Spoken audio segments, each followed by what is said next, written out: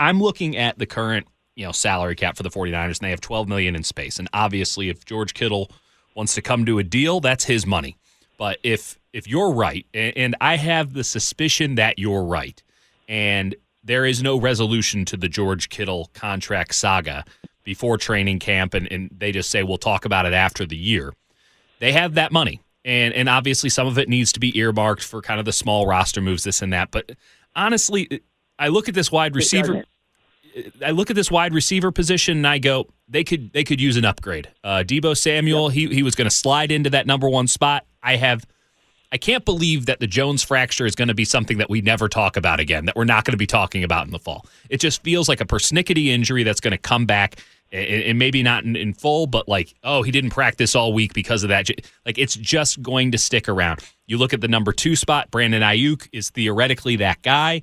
Brandon Ayuk hasn't practiced with Kyle Shanahan yet. I have a hard time believing that he's going to be an impact player week 1, week 8, if he hasn't practiced with Kyle Shanahan yet. It's so hard to be a wide receiver for the 49ers. Really hard when you're a rookie, even harder when you're a rookie who doesn't have a lot of playing experience, all things considered.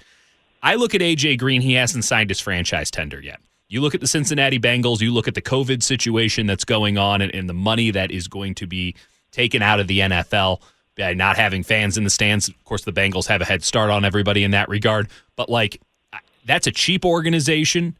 A.J. Green is getting about $18 million on that franchise tag, and Mike Florio comes out today and says, I wouldn't even be shocked if they pulled the franchise tag out, Josh Norman style. A.J. Green trade with the 49ers. Is that something that you can see going down? I hadn't even considered it, but you make a good case. And what I want to say is you say they need some salary cap for little moves here and there. Yeah. You know how much salary cap space the Chiefs have right now? Oh, I'm sure it's negative $10 million. $177. 177, not 178.